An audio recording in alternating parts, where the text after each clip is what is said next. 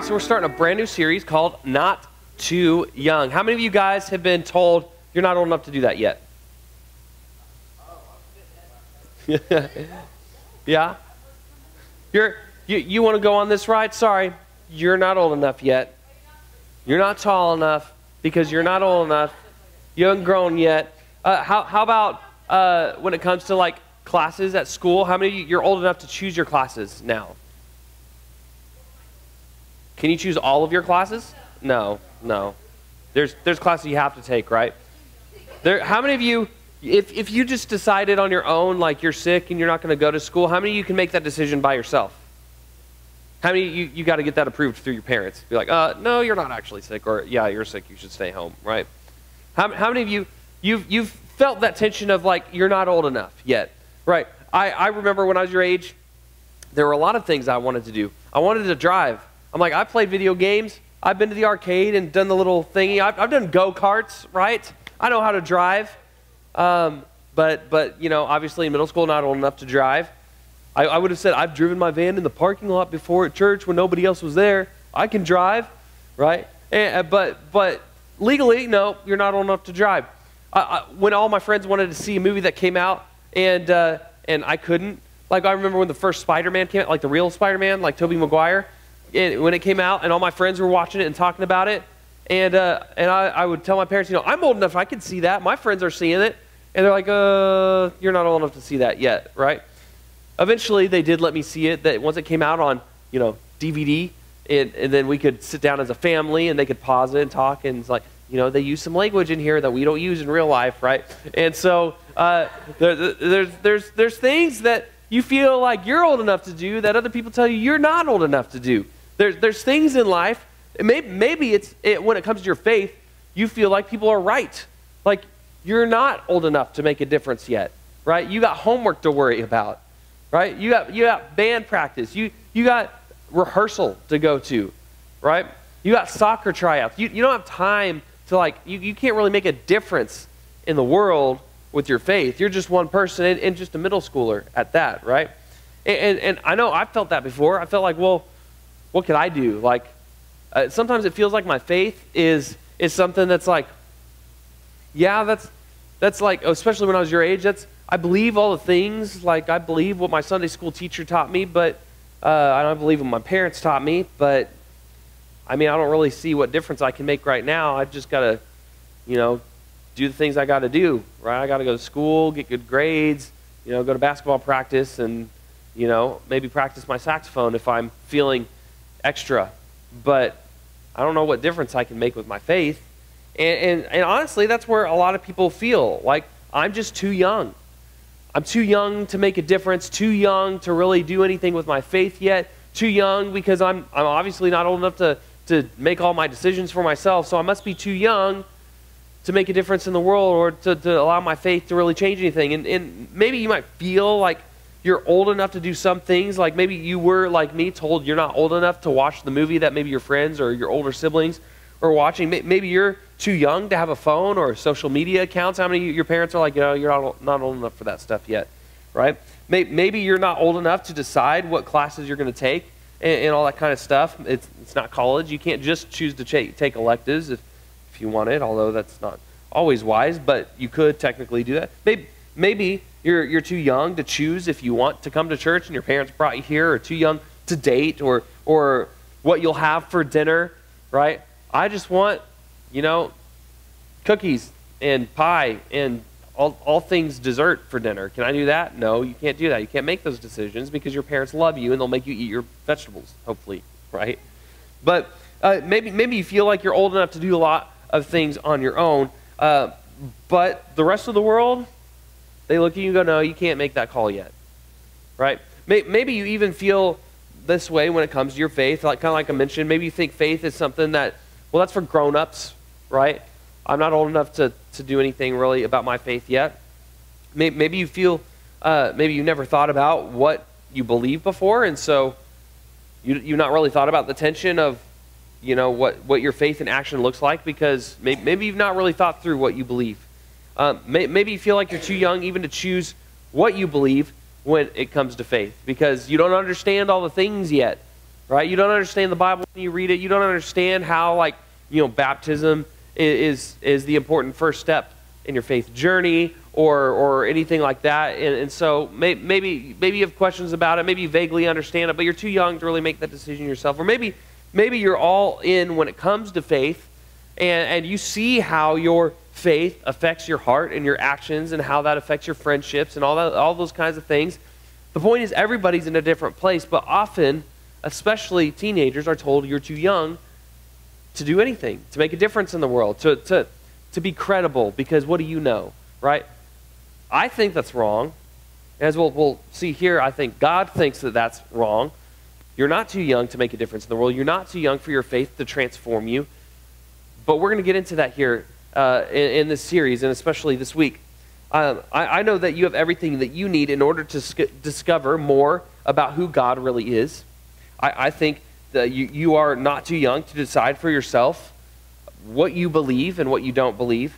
I think you're not too young to ask questions and challenge your faith and then learn from that. You're not too young. You're not too young to be used by God for really cool and amazing things, because there are teenagers all over the world who God is using to do amazing things. You're not too young to grow a faith of your own, detached from your parents, right? You guys have the capability of owning all of these things, and that's what we're going to really get into in this series. So in order to do that, we're going to talk about we're going to talk about a letter that Paul wrote to his mentor or his mentoree, and that he was a mentor to Timothy. And so Timothy, what you need to know is Timothy was young, and in his day and age, people would have seen him as one of those people that's too young to really make a difference, or too young to maybe someone who isn't like you don't give a child control, or you don't make a child the boss, right? A lot of people looked at Timothy and are like, you're not old enough to like tell us what we should or shouldn't do, right? And so that's some of the tension Timothy was feeling. But Timothy went with Paul and traveled around on some of his missionary journeys, and so he's been a part of the process of planting churches and leading people, and he's seen Paul do it, and Paul's been mentoring him and showing him like what it looks like to live out your faith. And so Timothy was planted in a city called Ephesus, where and Paul actually writes a whole letter to the church in Ephesus at another point, but here in this letter we're going to be looking at what Paul says specifically to Timothy, because he's writing to him to encourage him as he's leading this church in Ephesus. And he says this: I remember your faith, for you share the faith that first filled your grandmother Lois and your mother Eunice. And I know that that same faith continues strong in you. So first of all, he talks about his genuine faith, or his real faith. How many of you guys know people that, like, they say they're Christians because, like, maybe they grew up Christian, or they've been to church before, so they're like, yeah, I'm a Christian.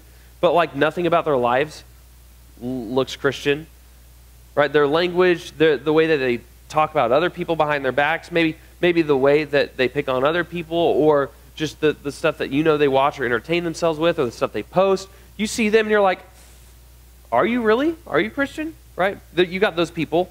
And then you got the people that's like, oh yeah, they're Christian. Like they're really Christian. Like they take it seriously. Like you look at them and you know that they're just different than the other people around you. Right? And Paul is calling out this genuineness in Timothy's faith. And he's saying, I see that you have a real faith. That your faith is not just something that was passed down from your grandmother and your mother, but it's something that is actually taken root in your life, and that is living in you. Your faith is genuine. It's real. It's making a difference. He goes, I see that. And in order to really know if something is genuine, you need to look closely. And that's what Paul has had the opportunity to do with Timothy as they traveled, and as Timothy has had opportunities to lead. And so everything that Paul saw told him, hey, you know what? This guy Timothy, he's got a great faith. I need to encourage him on that. He's authentic. He's real. He means what he says, and he knows what he believes. And I like cool that he reminds Timothy that, yeah, your faith is not just your own. Like, this is a faith that's been passed down from your grandmother, from your mother. This has been passed down from you for generations. This is something that is part of your family, part of your home life. Like, you know what a faith looks like because you've had good examples. How many you'd say, like, you could think of people older and wiser in your life that have been good examples of what living out faith actually looks like? And Paul is calling that out on Timothy and saying, hey, you've seen it done right, and you are starting to fill those shoes yourself. You are living it out in your own life. It's genuine. And so Timothy's in Ephesus, and some of the older people in the church, they didn't value Timothy's leadership, again, because they felt like he was too young. Like, you don't know enough about this life to be telling us how to live out our faith. You don't know enough about our situation. You've never been to this stage in life before. Like, have you guys ever, you've been in an argument with your parents, and they'd be like, oh, well, wait till you have kids someday. And you're having this conversation, right? You just hate that. You're like, I am a kid. Like, it's been forever. It's been since the dinosaurs were around, since you were a kid. Like, what do you know, right? Like, but sometimes that's how people looked at Timothy. They're like, you're some young guy. What do you know?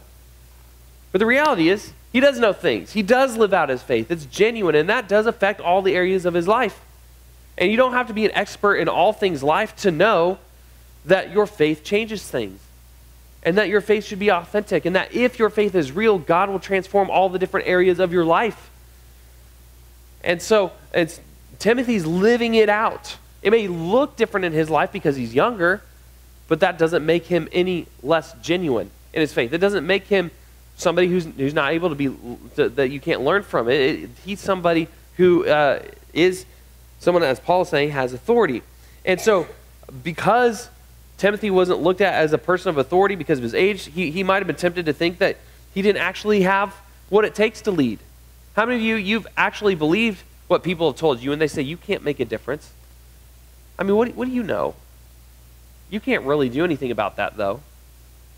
I mean, sure, it's not nice when somebody bullies somebody else, but, I mean, what are you going to do, right? Sure, it's not nice when, your friends are treating people terribly and there's drama, but what are you going to do, right? Like, you can actually make a difference. And so this is what Paul says, and he reminds Timothy of this, and it's true for you and me today. He says, don't let anyone think less of you because you are young. Be an example to all believers in what you say, in the way you live, in your love, your faith, and your purity.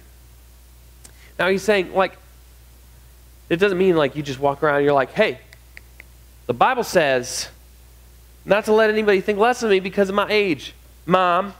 So I can make my own decisions. I do what I want. Right? No, that's not what he's saying. He's saying like, look, don't let anyone think less of you because you can prove to them how genuine and how real your faith is by what? What are the qualifications of that statement? Don't let anyone think less of you. Some translations say, don't let anyone look down on you because you're young. But don't think less of you. Don't let anyone think less of you because you can be an example to everyone in what you say. How many of you know people your own age that talk nicer to people than some of the adults you know, right? You don't have to let your age stop you from watching what you say. You could have and learn from this age how to have control over your tongue better than people who have spent years of their life not having control of their tongue. And then you don't have to relearn a bunch of bad habits like some of those older people do, right? You have the ability to lead and set an example by the way you live and what you say. The way you live your life. Do you live your life in such a way that your genuine faith makes a difference? Because if not, maybe it's not all that genuine. You have the ability to set an example in your love, the way that you treat other people, right? The way that you treat your enemies, the people that are terrible to you. You have the ability to set an example. The way you live out your faith. And purity, just meaning that you have a pure heart. Your motives are pure. The way that you handle yourself is pure. The way that you treat other people, your actions, your relationships are pure. Like, everything about your life should be authentic. That if you say you believe something, like you should love your neighbor as yourself, then the way that you come and treat relationships is pure. You're not coming at it manipulatively, out of something that you can get out of it. You're coming out of it saying, you know what, we're all made in God's image. And even if you haven't made the decision to follow Jesus, I have, and I'm holding myself to that standard. Right? That's something you are perfectly capable of doing on your own regardless of your age. And that does make a difference.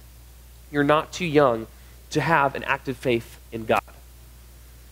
And that can overflow from all the different areas of your life. You're not too young to be used by God. You're not too young to make a difference. You're not too young to be that example that Paul is telling Timothy about.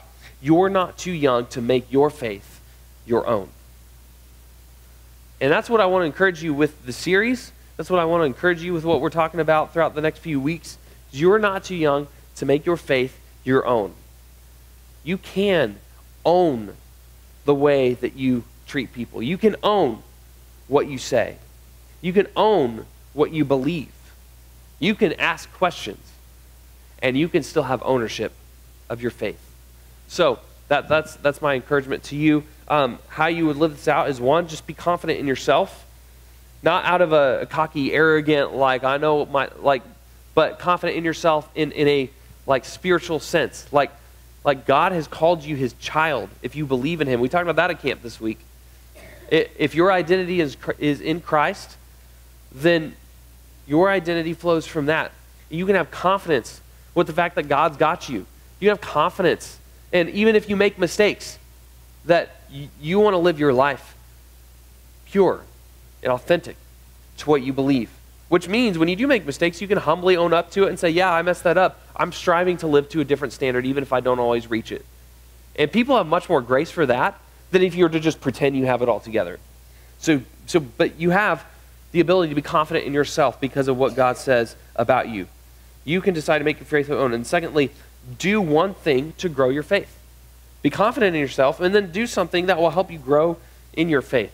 Whether that's you're spending time in God's word or praying or spending time with your Christian friends and investing in those relationships. Maybe you feel lonely because you don't feel like you really have friends. Well, the great news is church is all about connections. We want to connect you with people that share the same life values and goals and mission, the same faith.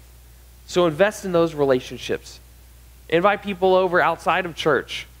Go to the movies together. Spend time having fun. Rascals is super fun. Tenpen in Franklin is super fun. Spend time together. Have fun, right? Build relationships with people that will help you grow in your faith. So as you go to your small groups, what's one way that you want your faith to grow? What's one way you want your faith to grow? I want you to think about that question and discuss that in your small groups, and then we'll be dismissed.